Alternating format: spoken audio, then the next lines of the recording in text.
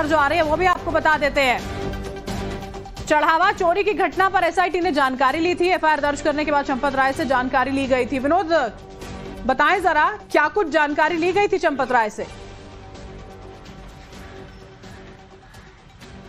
देखिए, अब आपको थोड़ी सी कहानी को पीछे लेके चलते हैं, जो दर्शक है वो शायद बेहतर समझ पाए। दरअसल जिस तरह से मनीष ने बताया भी कि करीब 3 महीने पहले ही बैंक को ये शक हुआ था कि गड़बड़ी हो रही है। इसकी सूचना दी गई ट्रस्ट को। ट्रस्ट में कहा गया कुछ लोगों को बदल दिया जाए, जो गणना कर्मी है उनको चेंज किया जाए। चूंकि ये सभी इन्हीं लोगों की सिफारिशों पर इनकी नियुक्ति हुई थी, इनके ही करीबी रिश्तेदार थे, लिहाजा उनको हटाया नहीं गया। बाद में जब मामला खुला तब खुद ट्रस्ट ने इसकी जांच शुरू की। ट्रस्ट ने कुछ लोगों को इसकी सूचना दी, ट्रस्ट के बाकी मेंबर्स को, और कहा गया कि मामला अगर खुल जाता है तो बड़ी बदनामी हो जाएगी, लिहाजा मामले में जांच करके कार्रवाई किया जाए। और ये भूमिका जो पुलिस को करना चाहिए, तो जेएसआईटी को करना चाहिए, वो ट्रस्ट ने खुद ही शुरू कर दिया। ट्रस्ट ने ही पूरे मामले में जो है रिकवरी शुरू की, लोगों से पूछताछ शुरू की। आपको याद होगा मामले खुलासे से एक दिन पहले यानी 5 जून को ही इस पूरे मामले में कुछ रिकवरी पुलिस ने कर ली थी। यानी इन्फॉर्मेशन बाद में पुलिस को भी दी गई कि लेकिन ऑफिशियली नहीं थी, और ऑफिशियली दिया गया कि इनके यहाँ से रिकवरी करनी है, इनसे पूछताछ में सामने आया। तो चंपत राय खुद ही इन्वेस्टिगेशन ऑफिसर बन गए थे, खुद ही जांच करने लगे थे और खुद ही पूछताछ करने लगे थे और रिकवरी भी कराने लगे थे।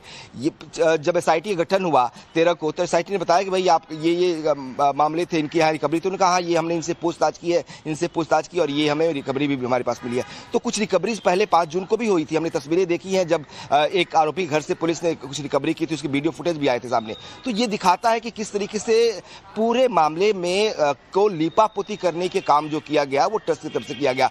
शुरुआती जांच में जैसे ही ये पता चला, अगर उसी दरमियान एफआईआर हो जाती और मामले की जांच होती तो मामला इतना बड़ा नहीं होता। जो फजीहत आज हो रही है ट्रस्ट की, जो फजीहत आज सरकार की हो रही है, जो बीजेपी की हो रही है, जो बीएसपी की हो रही है, शायद ये नहीं होती। लेकिन इसमें फजीहत की जिम्मेदारी ट्रस्ट के इन 3 मेंबरों की है, क्योंकि इन्होंने खुद ही एक आईओ के तौर पर, एक इन्वेस्टिगेशन ऑफिसर के तौर पर जानकारी आने के बाद खुद ही जांच करने लगे और खुद ही अपने लोगों को बचाने और अपने लोगों को छुपाने की, मतलब एक तरह से पूरी कहानी को कवर अप करने की कोशिश की कि भाई लोगों को पकड़ लिया जाए, इनको रिकवरी कर लिया जाए, और फिर जांच जो कार्रवाई है, जो गणना काम है, से चलता रहेगा। तो ये मोटिव था शायद ट्रस्ट का, और इसीलिए कवर अप करने की बात की जा रही है कि पूरे मामले को ट्रस्ट ने एक तरह से कवर अप करने की लीपापोती की गई है, कवर अप ही किया गया, और उसी का नतीजा है कि ये स्थिति बनी हुई है।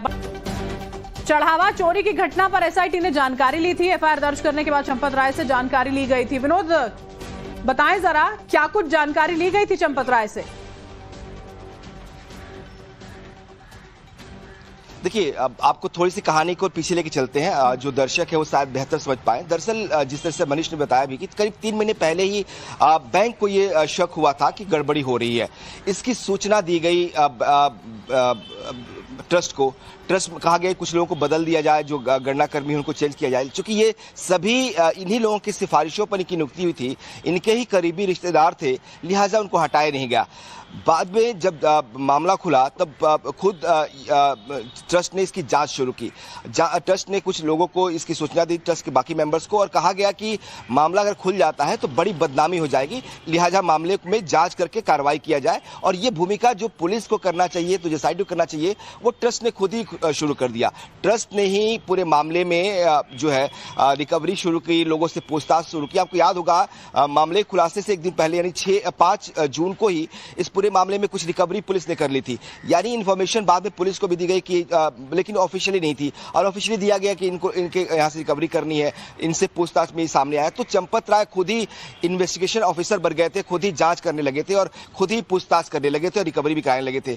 ये जब एसआईटी का गठन हुआ 13 को, तो एसआईटी ने बताया कि भाई आप ये मामले थे, इनके यहाँ रिकवरी। तो उन्होंने कहा ये हमने इनसे पूछताछ की है, इनसे पूछताछ की, और ये हमें रिकवरी भी हमारे पास मिली है। तो कुछ रिकवरीज पहले 5 जून को भी हुई थी, हमने तस्वीरें देखी हैं जब एक आरोपी घर से पुलिस ने कुछ रिकवरी की थी, उसकी वीडियो फुटेज भी आए थे सामने।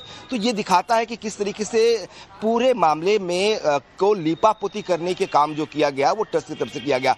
शुरुआती जांच में जैसे ही ये पता चला, अगर उसी दरमियान एफआईआर हो जाती और मामले की जांच होती तो मामला इतना बड़ा नहीं होता। जो फजीहत आज हो रही है ट्रस्ट की, जो फजीहत आज सरकार की हो रही है, जो बीजेपी की हो रही है, जो बीएसपी की हो रही है, शायद ये नहीं होती, लेकिन इसमें फजीहत की जिम्मेदारी ट्रस्ट के इन 3 मेंबरों की है, क्योंकि इन्होंने खुद ही एक आईओ के तौर पर, एक इन्वेस्टिगेशन ऑफिसर के तौर पर जानकारी आने के बाद खुद ही जांच करने लगे और खुद ही अपने लोगों को बचाने और अपने लोगों को छुपाने की, मतलब एक तरह से पूरी कहानी को कवर अप करने की कोशिश की कि भाई लोगों को पकड़ लिया जाए, इनको रिकवरी कर लिया जाए और फिर जांच जो कार्रवाई है, जो गणना काम है, ऐसे चलता रहेगा। तो ये मोटिव था शायद ट्रस्ट का, और इसीलिए कवर अप करने की बात की जा रही है कि पूरे मामले को ट्रस्ट ने एक शुरू से लेकर लीपापोती की गई है, कवर अप ही किया गया और उसी का नतीजा है कि ये स्थिति बनी हुई है।